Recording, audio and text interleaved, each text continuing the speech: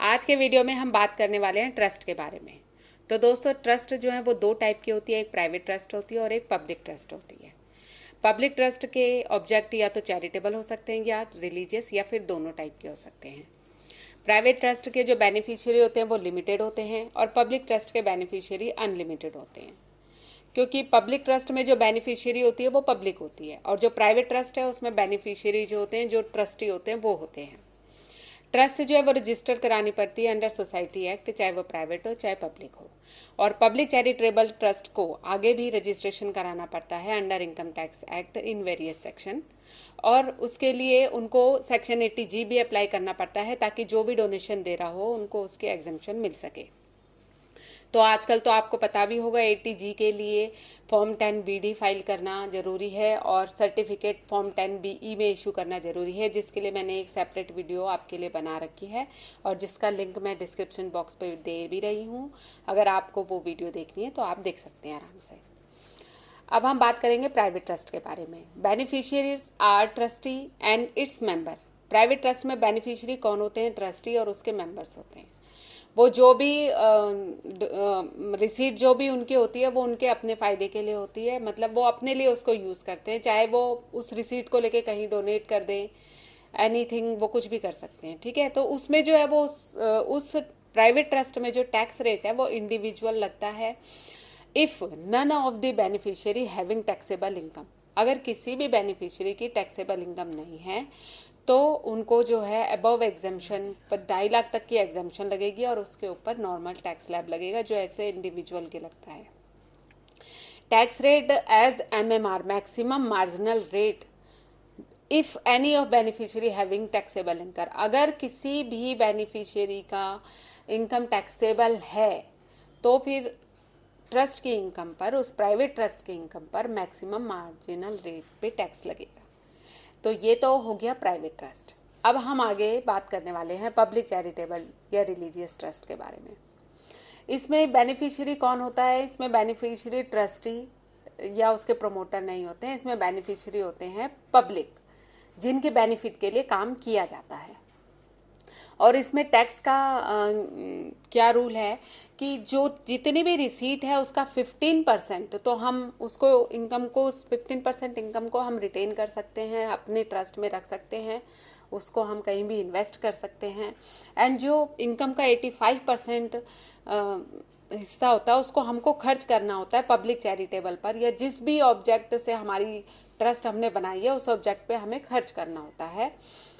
तो अगर उस ऑब्जेक्ट पे हमने 85% स्पेंड नहीं किया, उसमें से कुछ बच जाता है, तो उस पर हमारे को रेट जो है वो इंडिविजुअल टैक्स रेट ही लगता है, सब्जेक्ट टू द कंडीशन, जो मैं आगे आपको एक एग्जांपल से समझा दूंगी।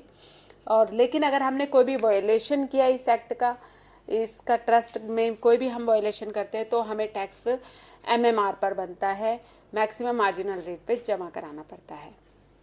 ट्रस्ट में अब इनकम क्या होती है? देखो, ट्रस्ट में ऐसे तो बैंक इंटरेस्ट हो गया, या हमने कहीं कोई पैसा इंटरेस्ट पे लगाया हुआ है तो वो इंटरेस्ट इनकम, अदर सोर्स की इनकम, वो एक अलग चीज़ है।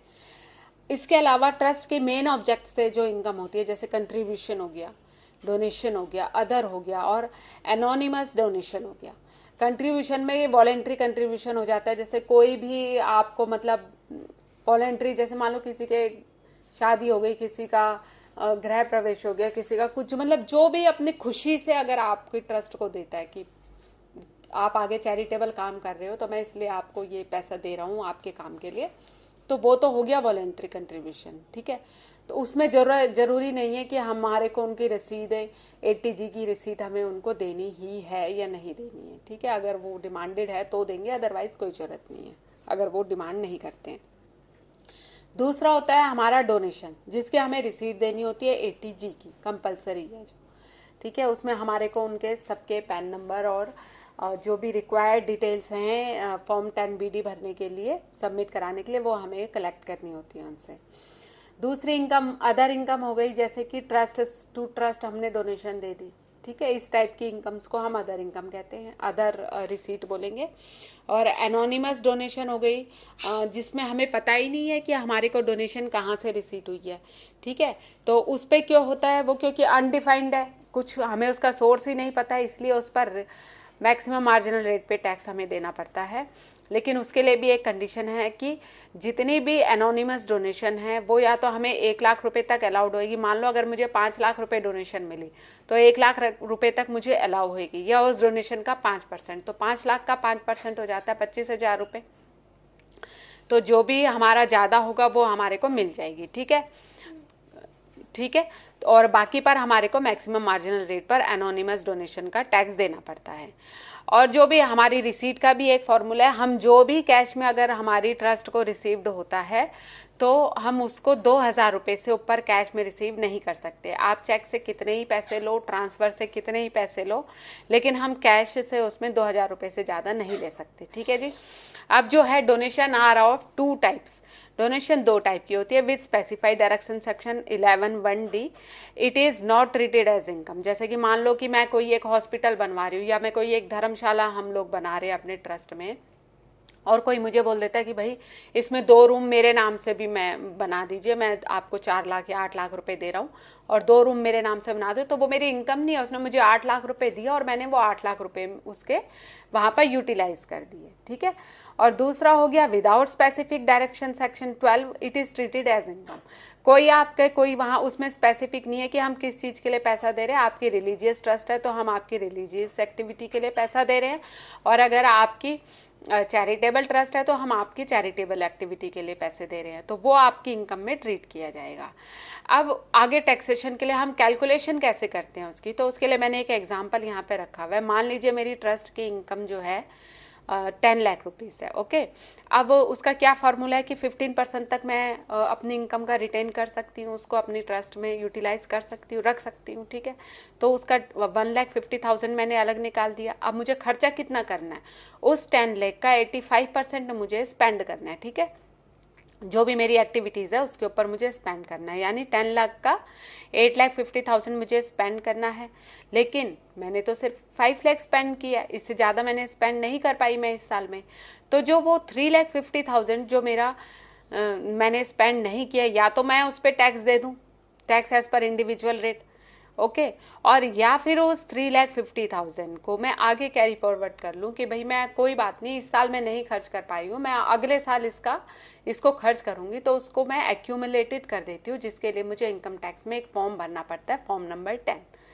ठीक है। और जो मुझे अलाउ है कि मैं अगले 5 साल तक, जिस साल में मैंने एक्यूमुलेट किया उस फंड को, उसके अगले 5 साल तक मैं उसको खर्च कर सकती हूँ। मुझे अगले 5 साल मिलते हैं उस फंड को खर्च करने के लिए, तो उसके लिए मुझे फॉर्म 10 भरना पड़ता है, और उस केस में मुझे कोई टैक्स नहीं भरना होता है। ठीक है। अगर 5 साल में अगर मैं उस फंड को खर्च नहीं करती हूँ तो फिर वो मेरा डीम्ड प्रॉफिट माना जाएगा और उस पर मुझे अकॉर्डिंगली टैक्स पे करना पड़ेगा।